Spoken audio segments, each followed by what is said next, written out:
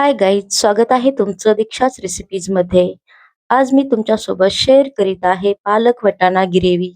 तुमचे पण मुलं पालक खात नाहीत का? तर अशा पद्धतीने बनवा, नक्कीच खातील. चला तर मग बघूया. तर इथे मी एक जुडी पालक घेतली आहे. एकदम फ्रेश पालक आहे. असं वाटतंय की आताच शेतामधून उपटून आणली. तर तुम्ही बघू शकता, तर मी ही एक जुडी मधून अर्धी जुडी पालक घेत आहे. एकदम ताथी पालक आहे आणि कवळी आहे. तर मी मस्त धुवून घेत आहे. खूप माती आहे, तर मस्त स्वच्छ पाण्यानं धुवून घेतली. तर इथे आपण आता गॅस चालू करूया. तर इथे मी कढईमध्ये एक तांब्या पाणी घातलं आणि त्याच्यातच मी आता वाटाणा पण त्याच्यातच शिजवणार आहे आणि पालक पण थोडीशी वाफेवून गरम करून घेणार आहे. तर थोडंसं पालकवर आपल्याला मीठ घालायचं. मीठ घातल्याने काय होतंय, पालकचा कलर उडत नाही, जास्त हिरवा बनतोय. तर आपल्याला 5 मिनिटं पण नाही, 2 ते 3 मिनिटं झाकून ठेवायची. तोपर्यंत आपण इकडं कांदे-बिंदे दुसरी तयारी करूया. तर तुम्ही बघू शकता की आपली पालक मस्त 2 ते 3 मिनिटात मस्त वाफाळून निघली आहे. तर आता इथे वाटाणे तसेच आपल्याला शिजू द्यायचे थोडे टाइम, 10 ते 15 मिनिटं वाटाणे शिजू द्यायचे. ते शिजल्याच्या नंतर ते पण असे काढून घ्यायचे. तर इथे मी 1 वाटी वाटाणा घेतला आहे आणि फ्रेश वाटाणा आहे हो. तर 2 ते 3 चमचे आकाराने तेल घातलं. एक कांदा मस्त बारीक कापून घातला. त्याला हलकासा ब्राऊन होऊ द्यायचं. थोडासा लाल होईपर्यंत भाजायचं.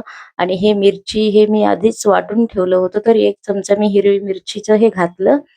आबट-धुबट कुटून घेतलं होतं आणि इथे मी 2 ते 3 टमाट्यांचा वापर केला आहे. ते पण पिसून घेतलं आणि कांदा भाजल्याच्या नंतर टमाटर तिकडे टाकून दिलं शिजायला. म्हणजे शिजायला काय, चांगलं टमाटर पण आपलं भाजून निघलं पाहिजे तेल सुटेपर्यंत. तर इथे मी हळद घातली, मीठ घातलं आणि टमाटर इकडे गॅसवर ठेवलं. तोपर्यंत मी हे आलू कापून घेत आहे. एक आलू पण घातलेला आहे मी. तोपर्यंत आपलं तिकडे मस्त टमाटर मस्त शिजून निघतंय. तर बघा तुम्ही किती मस्त टमाटर पण शिजले, कलर पण छान आलाय. तर तेल सुटेपर्यंत आपल्याला हे मस्त भाजू द्यायचं. अजून 5 मिनिटात त्याला मस्त तेल सुटलं. बघू शकता तुम्ही. तर आलू पण आपले मस्त जर थोडे नरम झालेत आणि टमाटर पण मस्त तेल सुटायला लागलं. तर आता आपण ते जे हे वाटाणे आपण बॉईल करून ठेवले आहेत ते टाकून देऊया. तर वाटाणे टाकल्याच्या नंतर पण आपण थोडंसं याला 2 ते 3 मिनिटं परत झाकून ठेवूया. कारण की आपला मसाला मस्तपैकी शिजून निघतोय, मस्त तळून निघतोय.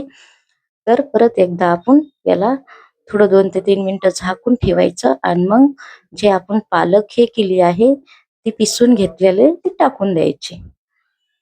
तर तुम्ही बघू शकता किती मस्त आपल्या पालकचा कलर थोडासा पण गेला नाही. जशी हिरवीगार होती तशीच राहिली. आपल्याला ही ग्रीन ग्रेव्ही बनवायची, पालक ग्रीन ग्रेव्ही. तर त्यामुळे पालकचा कलर जायला नव्हे. तर तुम्ही बघू शकता. तर आता आपल्याला हे परत 2 ते 3 मिनिटं झाकून ठेवूया थोडंसं पाणी घालून. आणि हो, तुमच्या याच्या अनुसार पाणी घाला तुम्ही. तुम्हाला जेवढं गाढ पाहिजे तेवढं. तर तिकडे ठेवलं एका साईडला गॅसवर 5 मिनिटं कढई साईडला आणि इकडं चपात्या करून घेत आहे. तर मध्ये थोडंसं फिरवून घ्यायचं कारण की खाली चिटकू शकतंय. तर बघू शकता. आणि मग इकडे आपल्या चपात्या पण होत्यात आणि तिकडे भाजी पण बनते. चला तर मग बघूया आपली भाजी कुठपर्यंत आली. तर तुम्ही बघू शकता आपली भाजी एकदम मस्त शिजली आहे आणि झाली पण आहे. आता हिला परत शिजवायची गरज नाहीये. हिचं तेल सुटलं की समजायचं आपली भाजी रेडी. तर बघू शकता किती मस्त पालक ग्रेव्ही झाली. तर मुलं पालकची भाजी खात नाहीत, तर त्यांना अशी मटर पालक ग्रेव्ही बनवून द्या. मुलं आवडीनं खातील आणि घरातली माणसं पण आवडीनं खातील. तर तुम्हाला ही मटर पालक ग्रेव्ही आवडली असेल तर लाईक करा, चॅनेलला सबस्क्राईब करा. भेटूया उद्या नवीन रेसिपी सोबत.